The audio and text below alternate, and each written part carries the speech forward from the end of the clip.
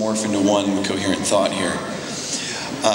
Sayataw Wirathu, is that right? Preaches to protect the Burmese race and to protect Buddhism. And meanwhile, we have Burmese monks who are killing Muslims allegedly to protect their religion. How would you articulate what is wrong with that? And if it helps to read the two questions at their source, that might help. And anyone, please, this will be our final question of the panel, so anything you would like to contribute as well. Basically, what is the main case against violence for religion? Basically, why the Buddhist monk justify killing Muslims? Can I talk Burmese? Yes. Okay. Sayataw Wirathu Muslim who touch him with three about you should ask this question to Wirathu, not to us. Okay, good.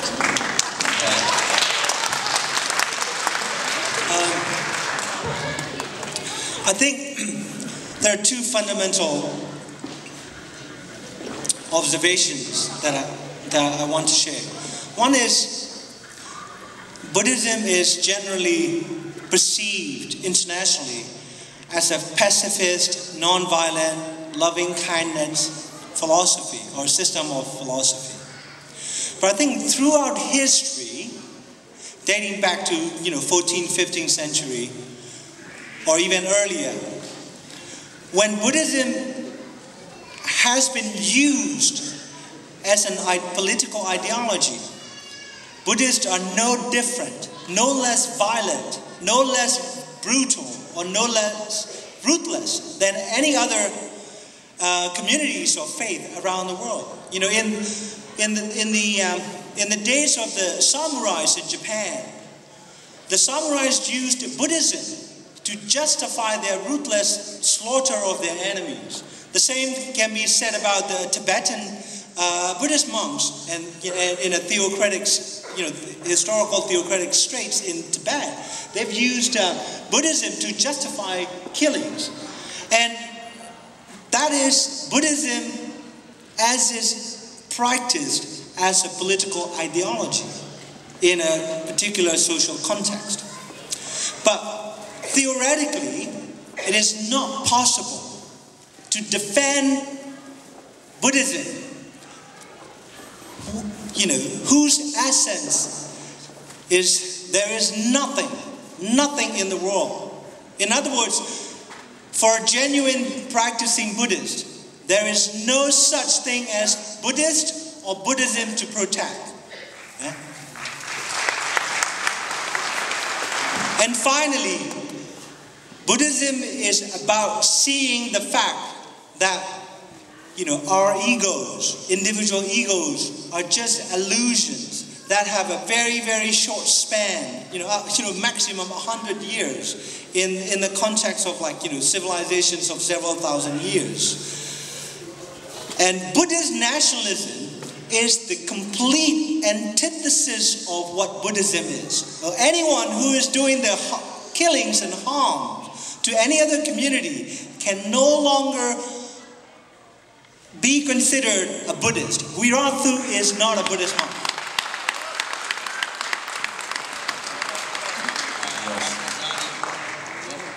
There are some people who don't speak English. Can you speak what you say in Burmese, please?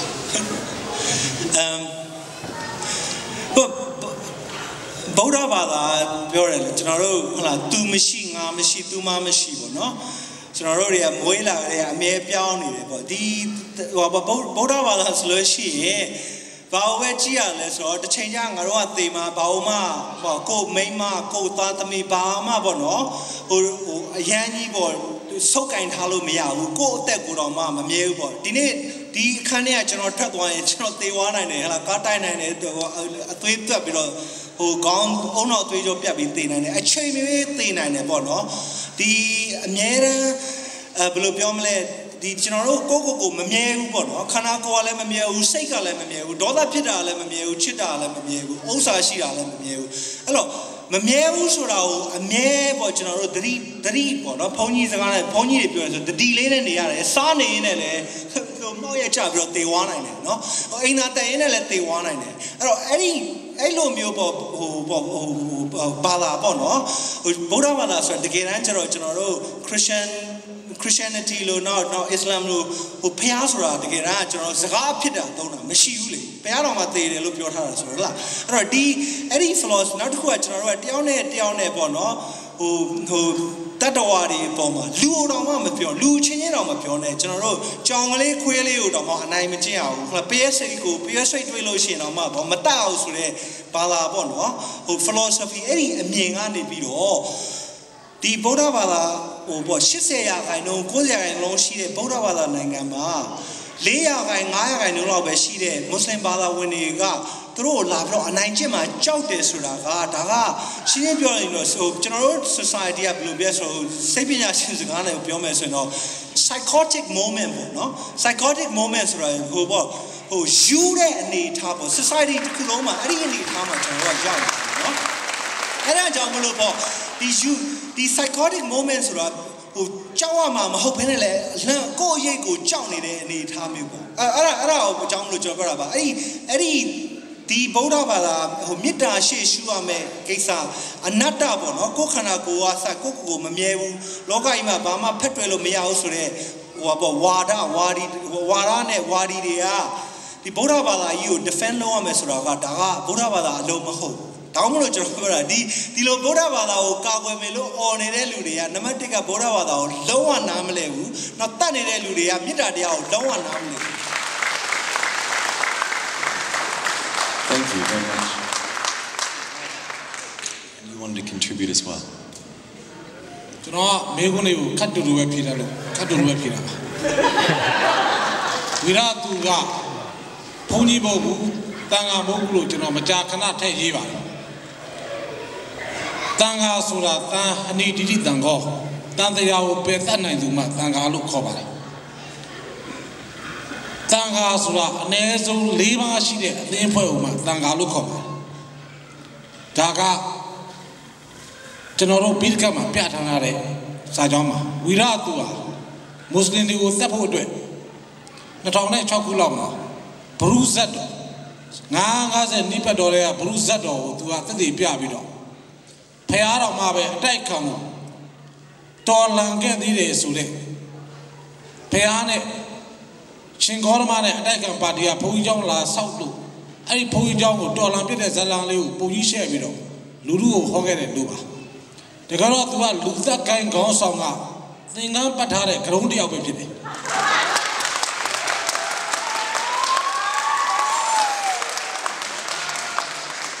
ကျွန်တော်အများအားပြောတယ် openly ပြောတယ်ဗမာပြည်ကဘုန်းကြီးတွေမှာအနည်းဆုံး3 ပုံ1 ပုံလောက်ကကျွန်တော်ရှိမှာပါဠိသင်ခဲ့တဲ့တပည့်တွေဒီတော့သူအကြောင်းလည်းသိတယ်အခုချွေညဝါဆိုတဲ့ဘောလုံးလောင်းကစားသမားအကြောင်းလည်းသိတယ်ကျွန်တော်မှာဘုန်းကြီးပေါင်းများစွာကသတင်းပေးထားတဲ့ပုဂ္ဂိုလ်တယောက်ပါကျွန်တော်အဖိုးကိုယ်တိုင်လည်းဘုန်းကြီးဖြစ်တယ်ကျွန်တော်တို့ကရခိုင်မျိုးနွယ်အစစ်ကအစ္စလာမ်ကိုကိုယ်ကွယ်တာအဲ့တော့ဗုဒ္ဓဘာသာအားလုံးဒီလူဆိုးများမဟုတ်ပါဘုန်းကြီးအားလုံးဒီလူဆိုးများမဟုတ်ပါသို့တော့အဲ့ဒီလူဆိုးလူမိုက်ဂိုင်းတစုကသာသနာကိုမောင်းပိုင်စီးထားပြီးတော့အစ္စလာမ်ကိုတတ်ခိုင်းနေတာသူ့ရဲ့ဂိုင်းနဲ့သူတို့ရဲ့လက်ပါစီလူတစုသဆိုးရှိအတွက်သာဖြစ်ပြီးတော့ဗုဒ္ဓဘာသာကြဆုံးရေးအတွက်ကိုဥတည်နေပါတယ်လို့ပြောကြလိုပါတယ်